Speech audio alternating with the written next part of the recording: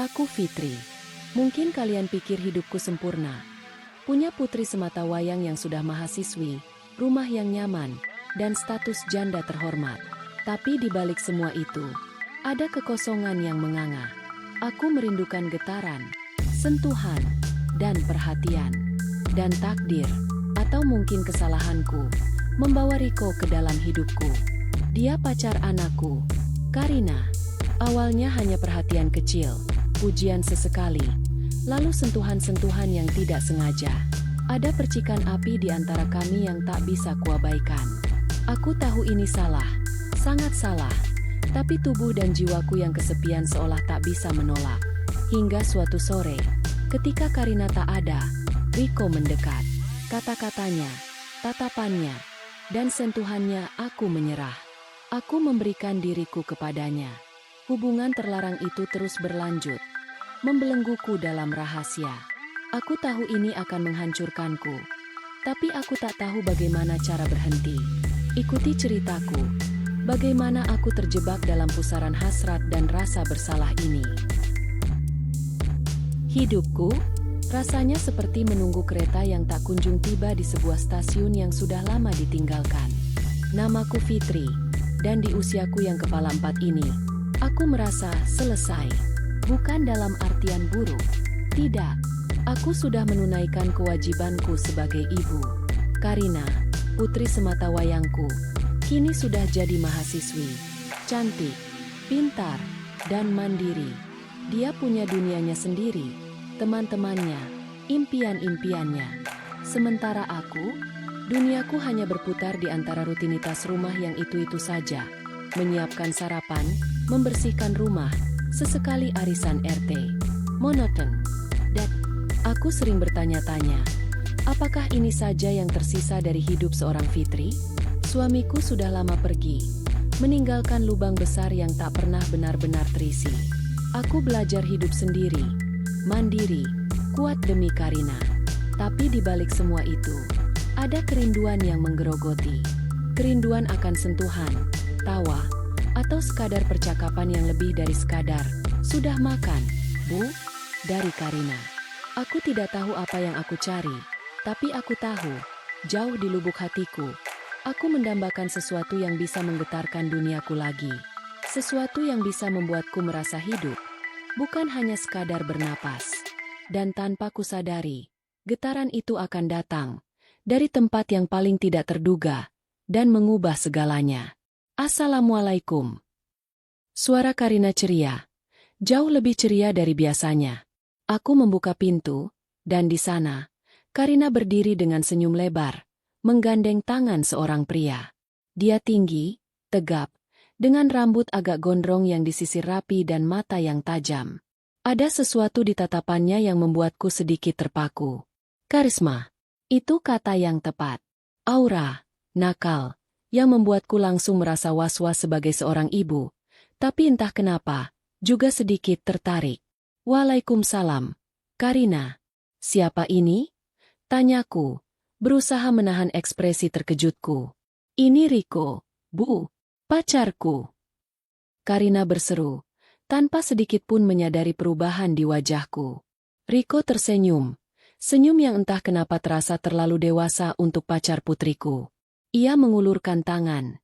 Riko, Tante, senang bertemu Anda. Suaranya berat, dalam, dan entah kenapa membuat perutku sedikit bergejolak. Aku menjabat tangannya, dan sentuhannya terasa hangat, mantap. Kami duduk di ruang tamu.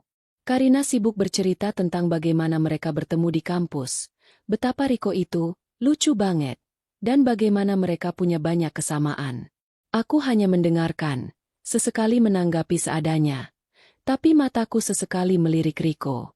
Ia menatap Karina dengan penuh perhatian, mengangguk-angguk, sesekali tertawa renyah. Aku seharusnya lega, melihat putriku bahagia, tapi ada perasaan aneh yang tumbuh di dadaku. Semacam rasa iri yang tak beralasan, dan sedikit pesona yang memalukan.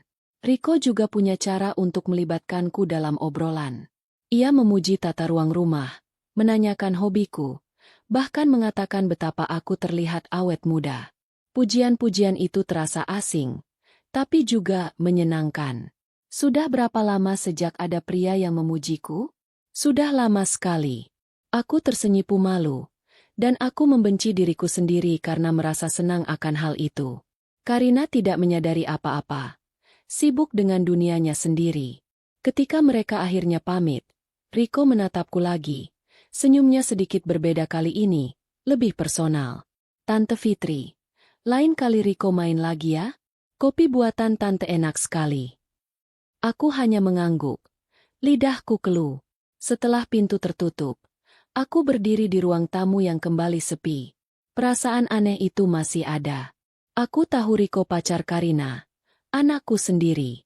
Tapi kenapa jantungku berdebar lebih kencang saat ia menatapku? Ini salah. Sangat salah. Tapi, kenapa juga terasa sedikit mendebarkan? Aku mulai mendapati diriku menanti kehadirannya. Setiap suara motor di depan rumah, setiap ketukan di pintu, jantungku berdegup lebih kencang. Ini adalah perasaan yang sudah lama sekali hilang dari hidupku. Perasaan yang seharusnya tidak boleh ada untuk pacar anakku sendiri. Tapi aku tidak bisa menipu diri. Riko membawa kembali getaran yang sudah lama mati dalam diriku. Tante Fitri, kok makin hari makin fresh, sih? Riko tersenyum. Matanya memancarkan sesuatu yang bukan sekadar pujian biasa. Kami sedang duduk di teras.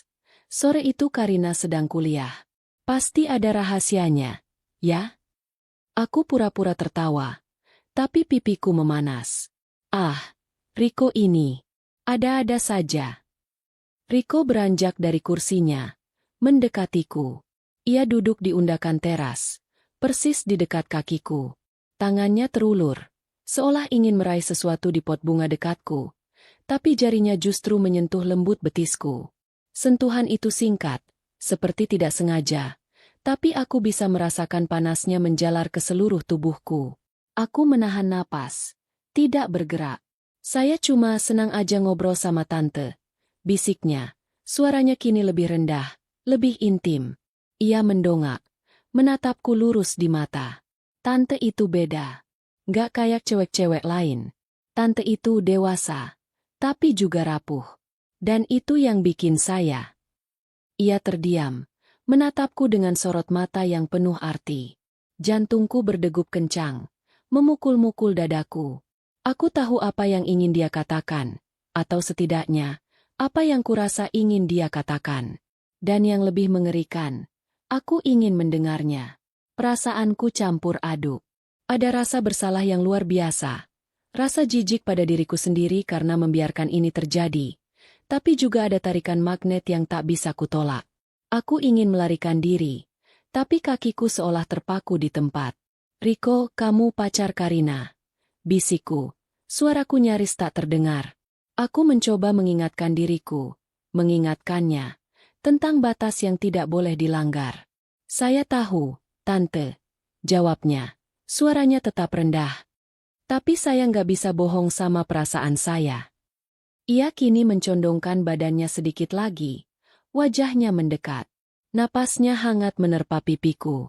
Tante Fitri, saya suka sama Tante. Kata-kata itu. Kata-kata yang sudah lama tidak kudengar. Diucapkan oleh orang yang paling tidak tepat. Aku menatap matanya. Dan di sana, aku melihat kejujuran sekaligus kenakalan. Ada gairah yang kuat. Gairah yang seolah menarikku ke dalam pusaran. Aku menutup mata sejenak. Membiarkan diriku tenggelam dalam sensasi itu. Ini salah. Sangat salah. Tapi aku begitu haus perhatian. Haus sentuhan. Haus perasaan dicintai. Ketika Riko akhirnya menyentuh pipiku. Lalu membelai rambutku. Aku tidak menolak.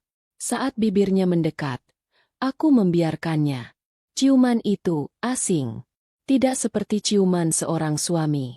Ini ciuman seorang pria muda yang penuh gairah. Yang tahu apa yang dia inginkan. Dan aku, entah bagaimana, membalasnya. Segalanya terjadi begitu cepat. Namun terasa begitu lambat. Rasa bersalah menghantamku seperti ombak besar. Tapi di saat yang bersamaan, ada letupan kecil kebahagiaan yang memalukan. Aku membenci diriku karena merasa puas. Tapi tubuhku, jiwaku yang kesepian, merespons. Ketika Riko akhirnya pergi, aku duduk di sofa, gemetar. Wajahku terasa panas. Air mata menetes tanpa kendali. Apa yang baru saja kulakukan? Bagaimana aku bisa melakukan ini pada Karina? Tapi di tengah penyesalan yang menghimpit, ada bisikan kecil. Aku merasa hidup. Sejak hari itu, garis batas yang samar itu bukan hanya kabur, melainkan sudah hancur tak bersisa. Riko datang lebih sering, kadang dengan alasan yang dibuat-buat, kadang tanpa alasan sama sekali. Dan setiap kali Karina tidak ada, atau saat Karina sedang sibuk di kamarnya, hal itu terjadi lagi. Berulang kali. Di sofa yang sama, di ruang tamu yang seharusnya menjadi saksi bisu kebahagiaan anakku. Aku membenci diriku sendiri setiap kali ia pamit pulang. Ada rasa penyesalan yang menggerogoti dari ujung kaki sampai ujung rambut. Rasa bersalah yang tak terhingga pada Karina, putriku yang tak bersalah, yang terlalu polos untuk menyadari pengkhianatan ibunya sendiri. Bagaimana bisa aku, seorang ibu, melakukan ini kepada pacar anakku? Pertanyaan itu selalu berputar-putar di kepalaku, seperti kaset rusak. Tapi di sisi lain, ada juga kecanduan yang memalukan. Riko seolah membawa kembali semua yang hilang dariku. Sentuhannya, tatapannya yang penuh gairah, kata-kata manisnya yang membuatku merasa diinginkan. Perasaan ini begitu kuat, begitu memabukkan, hingga seringkali menenggelamkan suara hati nuraniku. Aku tahu ini salah, sangat salah, tapi aku tak punya kekuatan untuk berhenti. Aku sudah terlalu jauh. Hidupku kini dipenuhi rahasia. Setiap kali Riko datang, aku harus bersikap normal di depan Karina, memastikan tidak ada yang aneh. Aku harus pintar menyembunyikan getaran di tubuhku, kemerahan di pipiku, atau tatapan mata Riko yang kadang terlalu lama tertuju padaku. Karina, yang selalu sibuk dengan dunianya, tidak banyak bertanya. Ia hanya sesekali mengomentari, "Ibu kok akhir-akhir ini sering melamun?" Atau, "Ibu kelihatan capek." Aku hanya bisa tersenyum tipis, berbohong, mengatakan aku baik-baik saja. Aku mulai merasa asing dengan diriku sendiri. Wanita di cermin bukanlah Fitri yang kukenal. Mataku, dulunya memancarkan ketenangan, kini terlihat lelah dan penuh beban. Ada bayangan gelap di bawahnya, bayangan dari setiap malam yang kupenuhi dengan pertanyaan, penyesalan, dan ketakutan akan terbongkarnya rahasia ini. Aku terjebak dalam labirin hasrat dan rasa bersalah. Riko memang memberiku apa yang kuinginkan, perhatian, sentuhan, perasaan diinginkan. Tapi harga yang kubayar terlalu mahal, kedamaian batinku, kehormatanku sebagai seorang ibu, dan risiko kehancuran hubungan dengan putriku sendiri. Setiap hari adalah perjuangan. Aku tahu ini tidak bisa terus berlanjut. Ini akan meledak suatu hari nanti, dan saat itu terjadi, segalanya akan hancur. Tapi bagaimana cara mengakhirinya? Bagaimana aku bisa melepaskan diri dari Riko, dari pesonanya, dari kenikmatan sesaat yang dia berikan, tanpa menghancurkan segalanya? Aku berdiri di depan cermin, menatap wanita yang tak kukenal itu, dengan pertanyaan besar menggantung di udara. Sampai kapan rahasia ini akan membelengguku? Dan apa yang akan terjadi jika Karina tahu? Malam ini, seperti malam-malam sebelumnya, aku kembali merenung. Cahaya bulan membanjiri teras, tapi tidak cukup terang untuk menerangi kegelapan dalam diriku. Setiap sentuhan Riko, setiap bisikan gairah, kini terasa seperti bara api yang membakar, meninggalkan luka yang tak terlihat. Luka di hatiku, luka di jiwaku sebagai seorang ibu. Aku tahu, ini bukan cinta. Ini hanya pelarian dari kesepian yang panjang, dari rasa tak diinginkan yang sudah lama bersarang. Riko hanyalah pemicu, sebuah cermin yang menunjukkan betapa rapuhnya aku di balik topeng kemandirianku. Aku membiarkan diriku terbawa arus, tenggelam dalam perasaan yang memabukkan namun beracun. Bagaimana ini akan berakhir? Apakah rahasia ini akan terkuak dan menghancurkan semua yang telah kubangun? Apakah Karina akan melihat ibunya bukan lagi sebagai sosok panutan, melainkan sebagai seorang wanita yang tersesat? Pertanyaan-pertanyaan ini menghantuiku setiap detik. Aku menghela napas panjang, dinginnya malam menusuk kulitku. Aku ingin mengakhiri ini. Ingin kembali menjadi Fitri yang dulu, yang damai dan tentram. Tapi rasanya seperti terjerat jaring laba-laba. Semakin kuronta, semakin aku terbelit. Aku harus mencari jalan keluar. Entah bagaimana caranya. Demi Karina, demi diriku sendiri. Sebelum semua ini benar-benar menghancurkanku, dan semua orang yang kusayangi. Aku hanya bisa berharap, ada harapan di ujung kegelapan ini.